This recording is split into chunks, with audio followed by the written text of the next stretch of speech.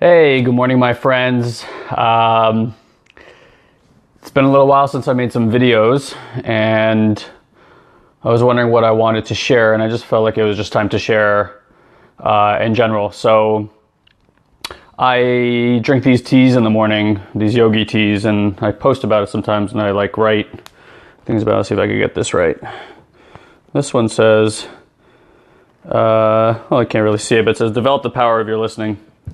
And I'll post the picture afterwards. I always kind of get inspiration from these and then kind of contemplate a little bit. And, every time I do coaching or I teach from stage or even do a sales call or whatever, one of the main things that I immediately train people on is how to listen.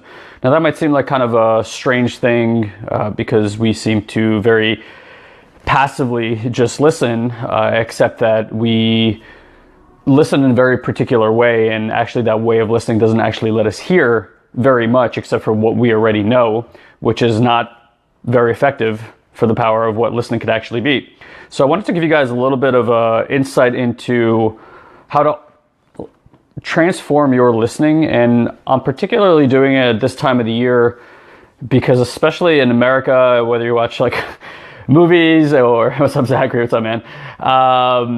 Whether you watch movies or I was on a flight back to New York in November, and the people that are on the phone and do the on the phone and the airplanes do the announcements, and we land, and it was just like such a moment out of like an American movie where the guy's like, "Welcome home, welcome back to New York." And then something along the lines of enjoy your families and good luck. And it kind of made me laugh and almost honestly, if I'm being really honest, snicker under my breath. That's just never been my experience with my family. I feel like that's a very American conversation, is to rough it during the holidays. You don't really see your family throughout the year. And then the two times you go and see your family during the year, it's this difficult experience.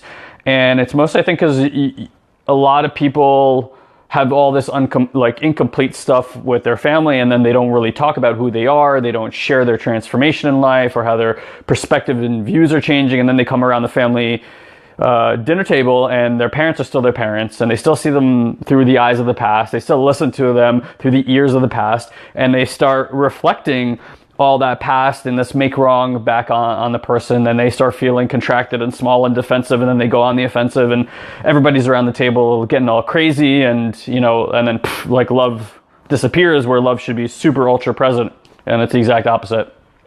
So whether that's an American thing, I don't know, maybe I'm generalizing, or in my family we've all been steeped in personal development and communication work for close to 15 years now.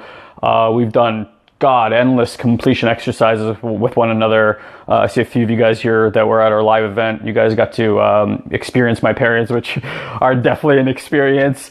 And, you kind of probably saw our interaction with one another. I know that our relationship is not perfect by any stretch of the imagination. However, we do have this foundation from which we know how to take responsibility for our work and communicate in ways that effectively help us grow into love and communication and transform those relationships over time. So I think it's prudent to talk about listening because it's really where it all starts. And there's two things that I would tell you that you can upgrade immediately. Number one, it's your listening. And number two, it's your choice to being an adult. Again, that might sound like a weird thing, and I'll get to the listening thing in just one second, I promise.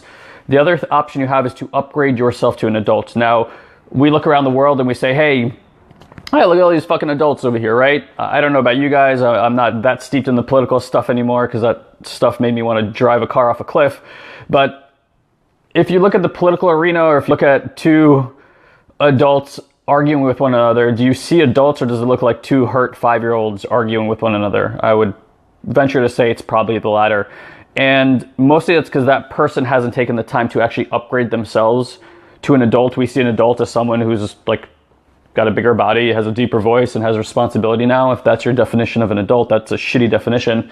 And you're probably, have bought into the fact that your life needs to be about work and survival and all those kind of things. For me, an adult is still a lot about fun, play, and ease in my life.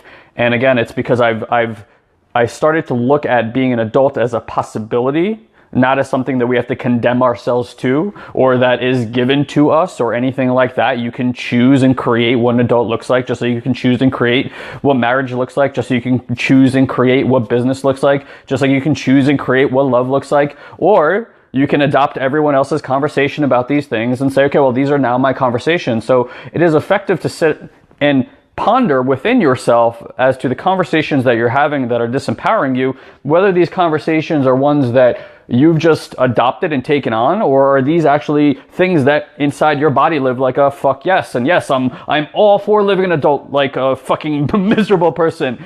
I would imagine you're probably not a yes to that, right? And because of that, you can choose and redefine what that means for you, but that means that you have to deal with the 5-year-old who was upset, who at some point made decisions about the way things are.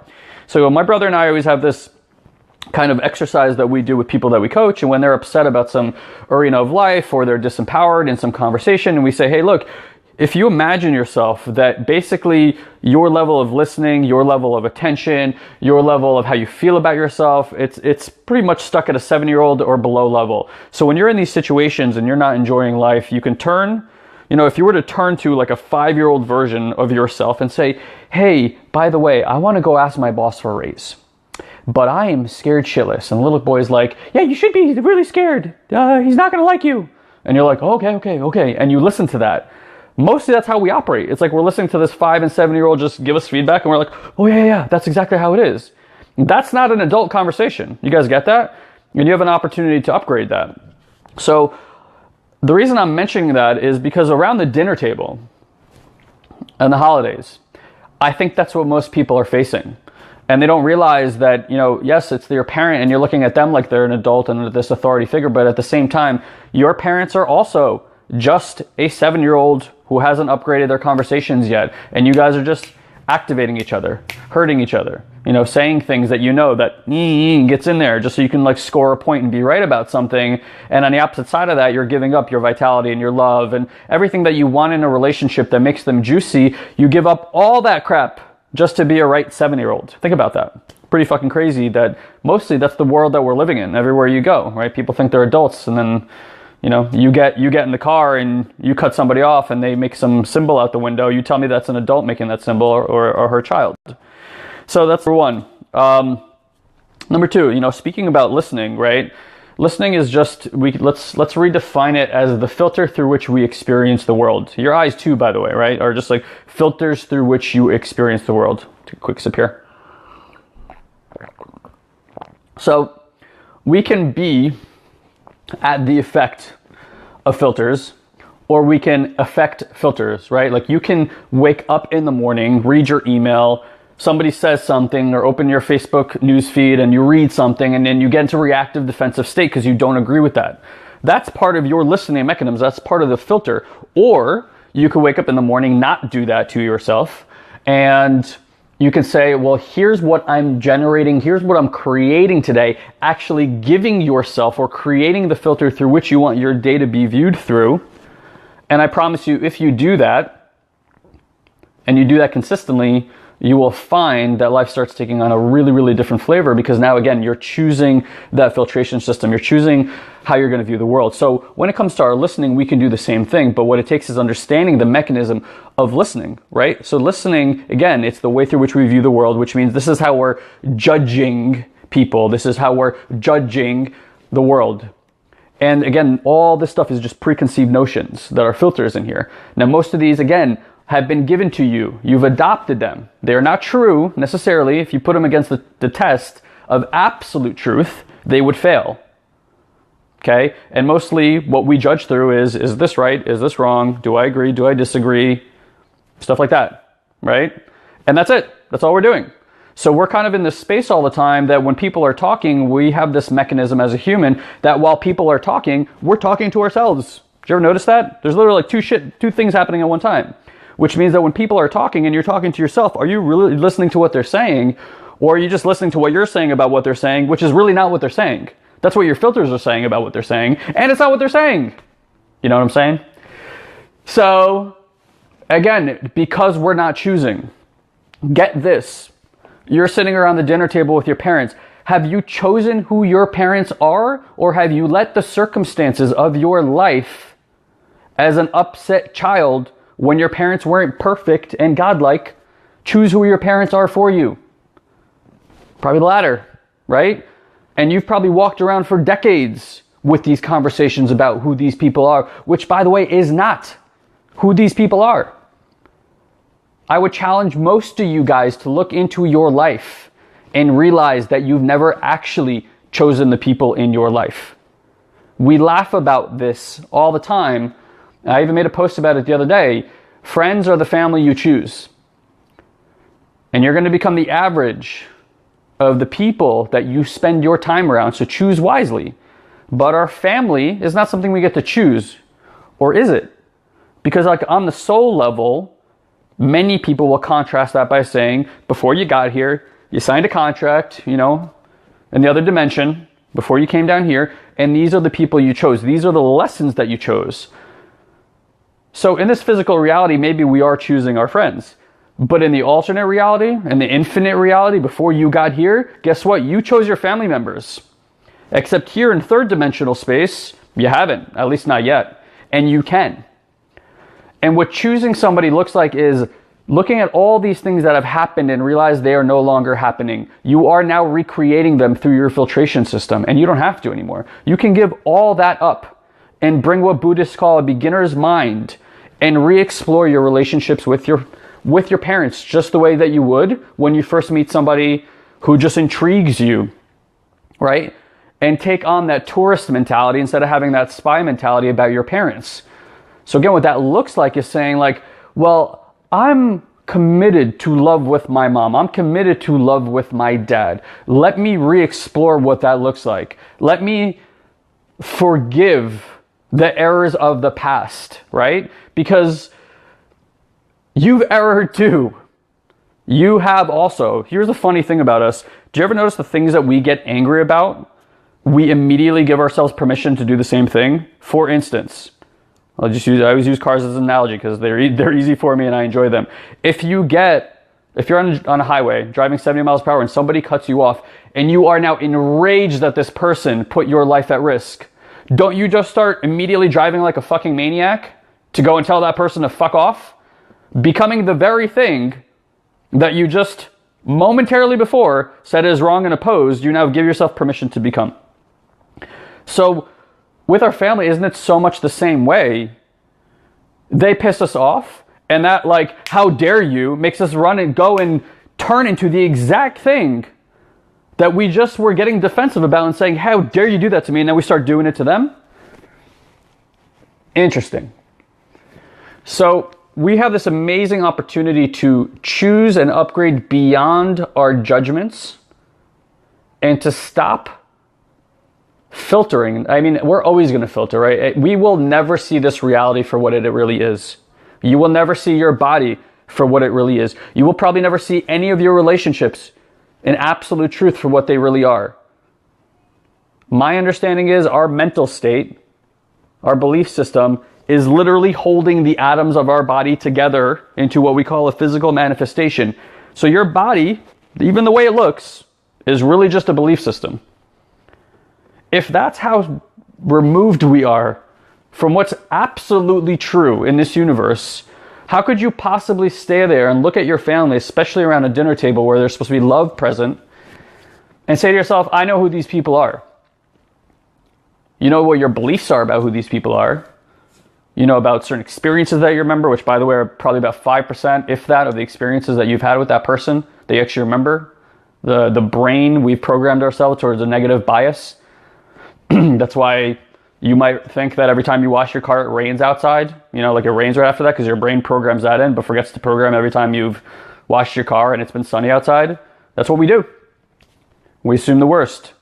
So we're moving into a holiday season. We're also moving into the end of the year. And we're moving into a time where people say, be grateful.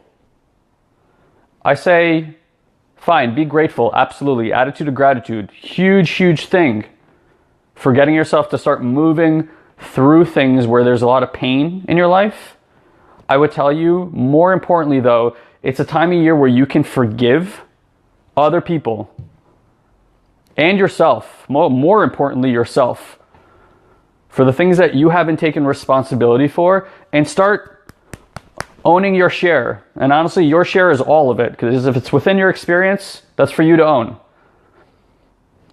And to start choosing people, and it really looks like, who's my mom for me? Well, I can start creating this perfect mom, and I'm probably going to pull that information from TV shows and books I've watched and other experiences I've had that have lit me up in terms of what I think a mom looks like. And then I can put that bar there and say, Mom, you got to meet that bar. But Mom's never going to meet that fucking bar. That's like going on a date with your checklist and that person never meets that checklist. Your mom's going to disappoint you. You're going to set those expectations. They're never going to measure up to them. Choosing your mom is choosing your mom the way she is and the way she isn't. And then listening for the beauty that's inside of that experience anyway. It's amazing that we believe that we know how we want to receive love from people, and nobody really measures that. No one's perfect, and neither are you. You don't give love to people the way that they want it. You don't receive love that way either. So again, every morning is an opportunity to create an empowering context for yourself in terms of your listening, of your family, of your friends, of people in the street. And I think a key point to this is ultimately at the core of you, right? At the absolute core of you, what's your mission? What is it that you wake up to every single day? We talk about this a lot in our training, is that everybody and their mother, sorry for bringing up mothers back into this, everybody is just trying to solve their problems all the time. Again, the political arena is the macro of all these really horrible human traits, or not horrible, but just negative human traits. And behind every problem you've solved, what do you have? There's just another, mothers are dope. Behind every problem, there's just another problem, right? It's by design in your humanity to automatically create problems out of things. So again, you can consciously choose to not be in a reactive state with your problems, but you can start using that design to actually actively create the problems that matter to you. For Elon and I's global transformation, that might not be important at all to somebody else, and that's fine. Just because that's important to me doesn't mean it's important at all. But it gives my life a lot of juice, and every conversation I'm in, that's always sitting in the background. My problem is 100 million people transformed. And if I should one day get to 100 million people, trust me, I'm throwing another zero on that bitch. And we're going to get to 1 billion. Because I want to wake up every single day with a problem that I don't know how to solve. That my body, my mind, my spirit, we all have to go to work on that stuff every single day and look for new ways. That gets me out of bed excited.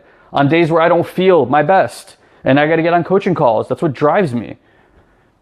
That's why we have a multiple 7-figure business every single day. We're driven beyond just things that are survival. We're driven beyond just, hey, do this and make me happy. No, it's all from within, guys. It's a choice every single day. Shit, it's a fucking choice every fucking moment. And I'm not perfect either, right? I'm dealing with this stuff too. And thank you for those of you guys that look up to me as an authority figure on empowerment and all that kind of stuff. I've just done the work for a really long period of time. And at this point, I just feel like I'm rambling. But anyway, look, I hope you got something from that conversation. Develop your power of listening. It will alter the way that you view and experience the world. And more importantly, the people in your life that are closest to you that you think that you haven't chosen, you have. You have. These are your greatest teachers. What if you're listening? What if you tuned your listening as mom and dad really are my best teachers?